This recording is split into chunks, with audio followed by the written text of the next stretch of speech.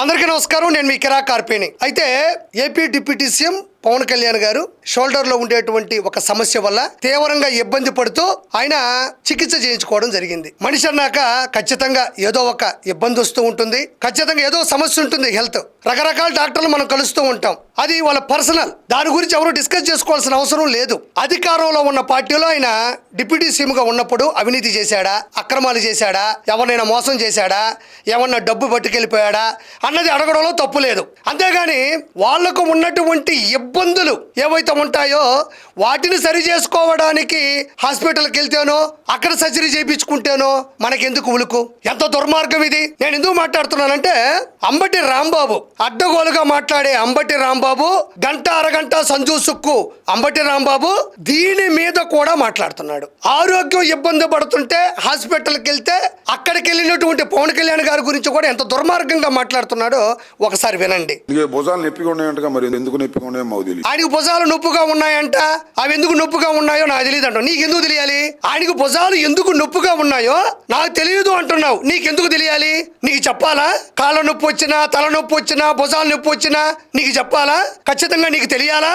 మరి నీకు పైన తలకాయి కింద జుట్టు మొత్తం తెల్లగా నెరిసిపోయి ఉంటుంది కదా, నాకు తెలియాలా? నాకు అవసరం లేదుగా. నీ జుట్టు కింద గడ్డము తెల్లబడిపోయి ఉంటే బయట రాష్ట్రాలలో, బయట దేశాలలో చూస్తే నువ్వు అపర మేధావు అనుకుంటారు. కౌన్ బనేగా కరోడిపతిలో ఖచ్చితంగా ఒక 100 సార్లు గెలుచుంటాడు. అతనికి అతనే పోటీ, అతనికి లేదు సాటి అన్నట్టు ఉంటావు నువ్వు. ఎదుటి వ్యక్తికి భుజాలు నొప్పులు వస్తే నీకెందుకు తెలియాలా? ఖచ్చితంగా నీకు తెలియాలా? పోలవరం ప్రాజెక్టు గురించి నీకు తెలియదు. అన్నకి 11 ఎందుకు వచ్చాయో తెలియదు. అన్న పార్టీ ఎందుకు పడుకోబోయిందో తెలియదు. అవేమీ తెలియదు. పవన్ కళ్యాణ్ గారికి భుజాలు నొప్పి వస్తే అవి ఎందుకు వచ్చాయో నీకు తెలియాలా? వినండి. ఒకరోజు వాళ్ళ తల్లి గారికి సీరియస్ గా ఉందని వెళ్ళిపోయాడు. ఇవాళ ఏమో బాంబే ఆసుపత్రికి వెళ్ళిపోయాడు. మరి ఈ నాటకాలు ఏంటో. ప్రపంచంలో మనిషిగా జన్మించిన ఏ వ్యక్తి అయినా తన తల్లికి ఆరోగ్యం సీరియస్ గా ఉంటే వెళ్ళిపోరా? నువ్వు వెళ్ళవేమో. నీకెందుకంటే డబ్బు పిచ్చి, జగనన్నకి భజన పిచ్చి, పదవులు పిచ్చి, నీకు ఇంకా ఏమేం పిచ్చులున్నాయో నేను ప్రత్యేకంగా చెప్పనక్కర్లేదు. ఆస్తుల విషయంలో సొంత తల్లి మీద కేసు పెట్టి కోర్టు మెట్లు చుట్టూ తిప్పుతున్నటువంటి జగన్మోహన్ రెడ్డి పార్టీలో ఉన్న నీకు తల్లి విలువ, తల్లి ఆరోగ్యం విలువ, తల్లి ప్రేమ విలువ ఏం తెలుస్తుంది? సొంత తల్లే ఎన్ని ప్రెస్ నోట్లు వదిలింది. నా కొడుకు నా కూతురికి అన్యాయం చేస్తున్నాడు అని వదలలేదా?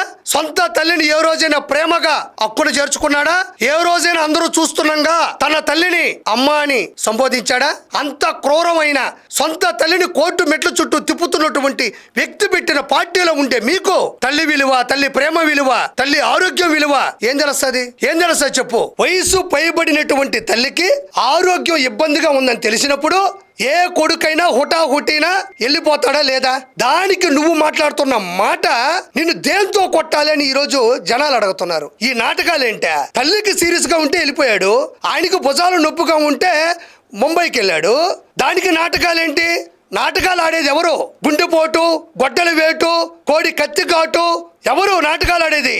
తమరు ఫోన్లో మాట్లాడతారు కదా ఆడియో రికార్డింగ్లు, అవి ప్రపంచంలోనే అతిపెద్ద నాటకం. ఎవరైనా అపోజిషన్ లో ఉన్నా, పొజిషన్ లో ఉన్నా, ఎవరికైనా ఓ వ్యక్తి యొక్క ఆరోగ్యం గురించి కానీ, వాళ్ళ కుటుంబంలో ఉండేటువంటి అమ్మ గురించి కానీ ఇలా మాట్లాడతారా? నీకు ఎంత గడ్డి పెడితే నీకు బుద్ధి వస్తుంది? భారతదేశంలో దొరికేటువంటి గడ్డంతా తీసుకొని నీకు తినిపించినా కూడా నీకు బుద్ధి రాదు అనేది ఈ రోజు అర్థమైపోయింది నీకు. మరి ఈ నాటకాలు ఏంటో, వాళ్ళ మధ్యన ఏం జరుగుతుందో మనకేం తెలుసు? మీకే తెలియాలి. ఎవరి మధ్యన ఏం జరుగుతుంది? పవన్ కళ్యాణ్ గారికి షోల్డర్ పెయిన్ వచ్చింది, తీవ్రమైనటువంటి ఇబ్బంది, తట్టుకోలేకపోయారు. వెంటనే ముంబైలో ఉండేటువంటి కోకిలాబెన్ ధీరుభాయ్ అంబానీ గారి సతీప్ అని పేరు మీద పెట్టినటువంటి హాస్పిటల్ అది. అక్కడ ఆయన జాయిన్ అయ్యారు. అది ఎక్కడ పడితే అక్కడ, ఎప్పుడు పడితే అప్పుడు, ఎలా పడితే అలా చేయించుకున్నటువంటి శస్త్రచికిత్స కాదు. అది చాలా సున్నితమైనది. ఓ మంచి డాక్టర్ దగ్గర చేయించుకోవాలి. ఎక్కడ పడితే అక్కడ చేయించుకోలేం కదా మనం. కాబట్టి కోకిలాబెన్ హాస్పిటల్లో ప్రముఖ సర్జన్ దిల్షా పార్దివాలా, ఆయన ప్రముఖ ఆర్థోపెడిక్ సర్జన్, అపాయింట్మెంట్ తీసుకున్నారు.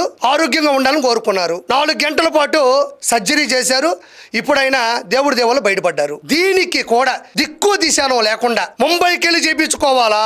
మరి అన్న జగనన్న లండన్కి వెళ్ళి మందులు తెచ్చుకుంటాడు ఎందుకు? లకిడికాపూర్లో తెచ్చుకోవచ్చు కదా, అమలాపురంలో తెచ్చుకోవచ్చు కదా, పులివెందుల్లో తెచ్చుకోవచ్చు కదా. లండన్కే ఎందుకు వెళ్ళి మందులు తెచ్చుకుంటాడు? అక్కడ దొరకతాయి కాబట్టి. అన్నకున్నటువంటి వ్యాధికి ఆ టాబ్లెట్లు, ఆ మందులు, ఆ చికిత్స లండన్లోనే దొరుకుద్ది కాబట్టి వెళ్తాడు. మరి అవినీతి చేసే వ్యక్తి, అక్రమం చేసే వ్యక్తి, దౌర్జన్యాలు చేసే వ్యక్తి లండన్ పోగా లేనిది ప్రజల సంక్షేమం కోసం జీవితాన్నే దార పోసి ప్రతి క్షణం ప్రజల కోసమే బతుకుతున్న పవన్ కళ్యాణ్ గారు ముంబైకి వెళ్ళి సర్జరీ చేయించుకుంటే మీకేమొచ్చింది? దీన్ని కూడా రాజకీయం, దీని గురించి కూడా మాట్లాడడం.